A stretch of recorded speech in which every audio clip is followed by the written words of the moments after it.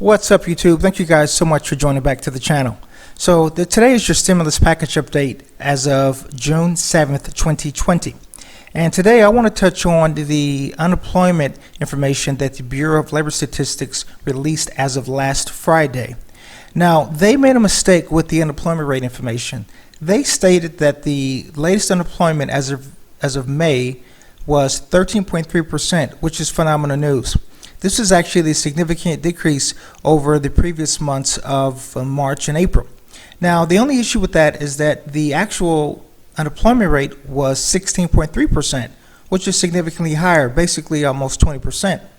And this leaves a lot of people wondering, was this a intentional mistake to make the numbers look better than what they actually were, or was this just kind of a typographical error and it was just an oversight and so forth?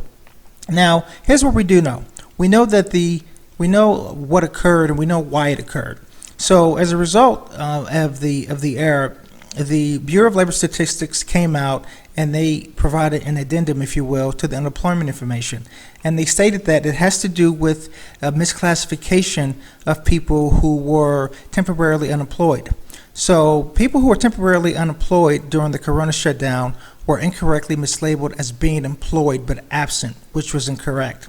There was also kind of a second checkbox in the statistics for the category of why people were unemployed.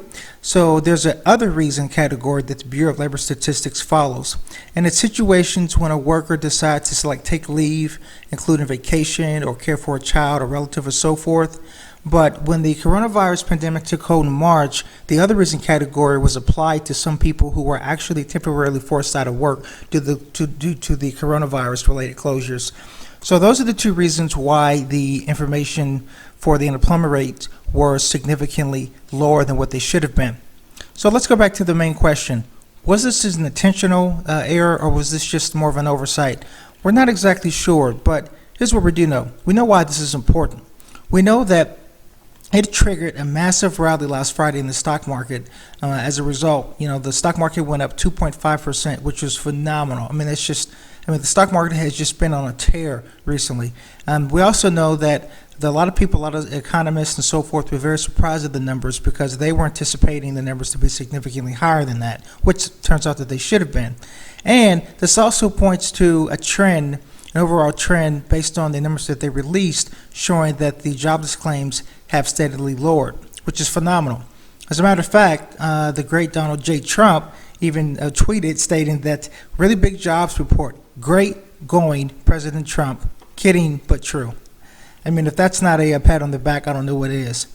A lot of the critics are concerned that the miscalculation error was intentional so that, Donald Trump or the stock market or just overall view of the economy is actually significantly better than what it actually is. So there's some concerns that this is politicalness, I should say political reasons behind this. We're not exactly sure, but we do know that Erica Grosjean, the former BLS commissioner under Obama, she spoke with the Washington Post and she emphasized the unique challenges that come with real-time reporting during the pandemic.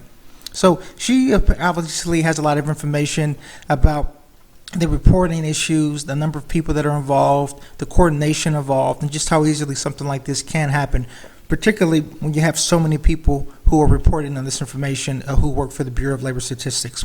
Now, we have another person, Jason Furman, who is a former top economist for President Obama. He also came out and he stated that you can 100% discount the possibility that the president got the BLS to incorrectly report the information, which I would tend to agree with that. I think that, anytime, you start playing with numbers like this, or you start playing with the economy numbers or things of that nature, it's a slippery slope and it sets a really, really bad precedence. And, I'm not exactly sure that that's something that I think that anyone in a political position would do or should do.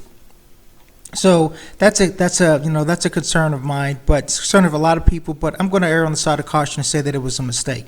Now, some additional concerns is economists are worried that people with the reopening of the economy is still going to continue to move slowly because people are going to be very hesitant about wanting to spend money. So here we are in the month of June. The economy is still slowly opening up. It's still slowly opening. We have airlines that are offering discounts. We have cruise lines that seem to be booked. We have restaurants that are opening up, but there's a lot of concern from economists and actually just people in general that the economy isn't really going to be back on track until, I would say, the middle of next year. So, thank you guys for really tuning to the video. I want to ask you this question. Do you think the DPS intentionally hid this information? Do you think they intentionally hid the real unemployment numbers? Is this something to where, you think that they should get this absolutely right and there's no room for errors? Or you guys are a little bit more lenient and you say, okay, well, this is something that happens. They did technically, correct the information. This is just an oversight. And so, so let's just kind of brush it under the rug.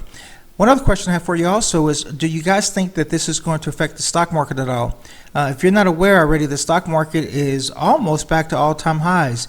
A lot of the tech stocks, the Apples, the Teslas, are close to all-time highs again. The S&P appears as though it's now in a V recovery.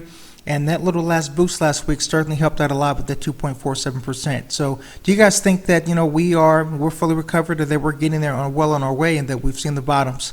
So let me know what you think. Make sure that you leave your likes, your comments. If you haven't already, and if you've gotten to the end of the video, I highly encourage you guys to subscribe. This is a financial education channel. We release 2 videos a week, and it is all about education content related to your finances and stocks and investings and all other sorts of goodies. So if you haven't already, make sure that you hit the like, subscribe, notification so you get brought up to date on the latest videos that we release. And other than that, thanks so much for tuning in, and talk to you later. Take care.